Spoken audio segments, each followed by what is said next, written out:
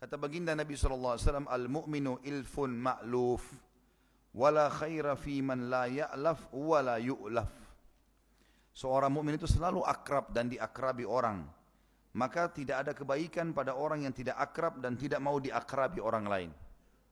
Ada orang subhanallah begitu ekonominya membaik, nggak mau lihat orang sama sekali. Keluar rumah tunggu orang semua tidak ada baru dia keluar. Mobilnya gelap, nggak bisa orang lihat. Nggak mau ketemu dengan manusia. Kenapa orang ini? Ini salah ini. Dan yang dimaksud juga di sini teman-teman sekalian garis bawahi, kita disuruh memilih sahabat dekat, bukan berarti nanti orang lain kita tidak akrabi ya. Karena seorang muslim harus supel, akrab dengan orang. Sampai Amr bin As radhiyallahu anhu, itu saking santunnya, akrabnya Nabi SAW menyapa dia, sampai dia mengira dia orang yang paling Nabi cintai. Maka pernah selesai sholat, lagi ngumpul semua sahabat, Amr bin As sengaja kerasin suaranya. Ya Rasulullah, siapa orang yang paling anda cintai? Karena setiap ketemu Nabi, Nabi sambut, Nabi pegang tangannya, ngobrol, tanya kabarnya. Dia rasa dia orang ini paling dicintai oleh Nabi SAW. Dia mau tunjukin depan sahabat yang lain nih. Kata Nabi SAW, Aisyah. Ya itu riwayat sahih. Kata dia, bukan ya Rasulullah, bukan. Laki-laki. Gitu kan. Kata Nabi SAW, ayahnya.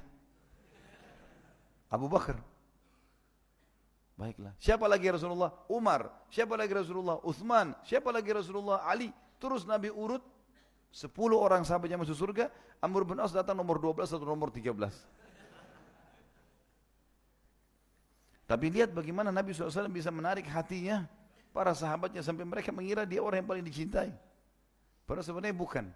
Saking akrabnya. Ya. Jangan eksklusif. Muslim tidak boleh begitu. Senyum dengan semua orang, sapa dengan semua orang. Gitu kan.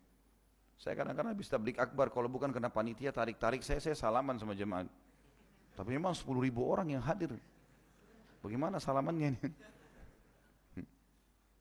Kemarin di Makassar 25.000 orang yang hadir. Kalau kita salaman bagaimana banyak? Ustaz kalau mau dilayani ini tidak selesai-selesai 2 jam salaman.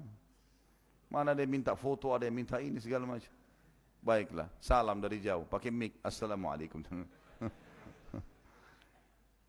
Tapi tidak boleh kita eksklusif, tidak boleh kita merasa sombong, susah untuk ketemu orang. Tidak. Coba makin merendah, kata Nabi SAW, man tawadha lillah rafa'ahullah. Orang makin merendah, Allah akan tambah tinggikan derajatnya. Kan gitu. Kemudian dalam hadis yang lain, dalil yang ketiga diangkat oleh Syekh Abu Bakar rahimahullah adalah hadis riwayat Nasa'i dengan sanad sahih. Kata Nabi SAW, inna hawlal arshi manabira min nurin alaiha qawmun libasuhum nur wa ujuhuhum nur laysu bi'anbiya'in wala laysu bi'anbiya'a wala syuhada yaqbituhumun nabiyyuna wa syuhada faqalu ya Rasulullah sifhum lana faqala al-mutahabbuna fillah al-mutajalisuna fillah wal-mutazawiruna fillah. Sesungguhnya di seputar arsh nanti, di singgasananya Allah, ada mimbar-mimbar yang sangat terang, dipenuhi dengan cahaya. Di atas mimbar-mimbar itu, terdapat orang-orang yang berpasang-pasangan, dua-dua orang, sesama jenis. Yang pakaian mereka pun dari cahaya yang terang. Wajah mereka semuanya cahaya. Mereka bukan nabi-nabi, dan mereka juga bukan para syuhada, orang yang mati syahid.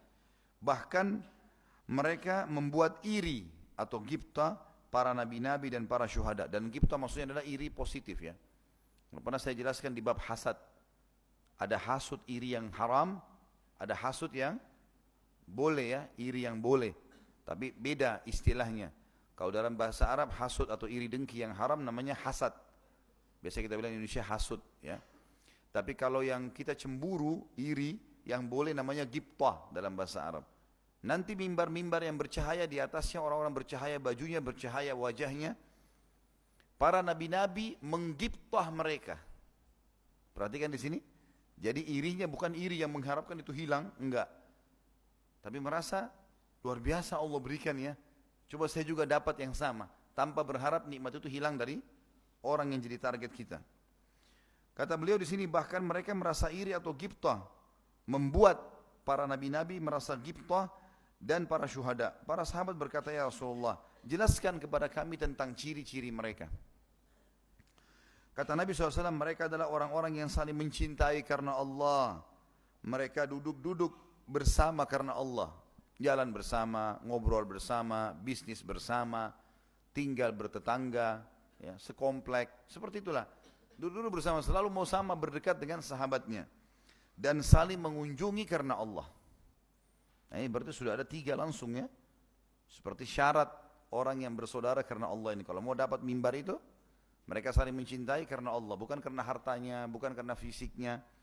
Tapi karena Allah subhanahu wa ta'ala. Ya. Kemudian juga mereka saling duduk bersama, artinya selalu bersama-sama.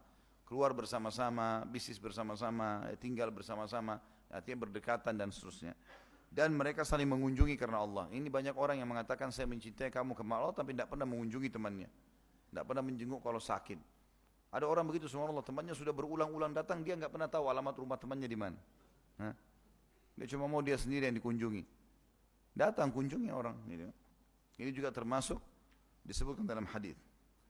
Sabda Nabi SAW, "Anna rajulan zara akhan lahu fillahi fa arsadallahu lahu malaka. Faqala aina turid? Qala uridu an azura akhi fulana." Faqala lihajatin laka indah? Faqala la. Qala liqarabati bainaka wa bainahu? Qala la. Qala fa bi ni'matin laka indahu? Qala la. Qala famima? Qala fabima? Qala uhibbuhu fillah. Qala fa inna Allah arsalani ilaika ukhbiruka bi annahu yuhibbuka lihubbika iyyahu wa qad aujaba lakal jannah. Dalam hadis Bukhari ini kata Nabi SAW bahwasanya seorang laki-laki mengunjungi saudaranya karena Allah. Entah kapan ini, apakah di Bani Israel atau terjadi pada kita. Yang jelas kita imani apa yang baginda Nabi SAW sampaikan. Lalu Allah mengutus seorang malaikat yang menjelma jadi manusia dan mencegatnya. Lalu malaikat itu bertanya kepadanya, mau kemana kamu? Orang itu menjawab, saya mau mengunjungi saudaraku si fulan. Malaikat bertanya lagi, apakah karena suatu keperluan padanya? Ada urusan dunia? Ia menjawab, tidak. Malaikat bertanya lagi, apakah karena ada hubungan kerabat antara kamu dengan dia? Maka dia menjawab, tidak. Jadi kalau karena ada hubungan kerabat, mungkin dia silaturahim. Nah. Malaikat itu bertanya lagi, apakah karena ada satu nikmat milikmu padanya? Ada kau pernah utangkan dia sesuatu? Ada hakmu di dia yang kau mau ambil? Kata dia tidak. Malaikat bertanya, lalu karena apa kau pergi mendatangi dia? Ia menjawab, karena aku mencintainya karena Allah. Malaikat itu pun berkata, sesungguhnya Allah telah mengutusku kepadamu untuk aku sampaikan kepadamu bahwasanya dia Allah mencintaimu karena kamu mencintai dia saudaramu karena Allah. Dan dia juga plus lagi, dia telah memastikan bagimu surga. Dia telah memastikan bagimu surga. Jadi ini termasuk jalan pintas menuju ke surga. Cari orang soleh dan soleh untuk jadikan sebagai saudara seiman.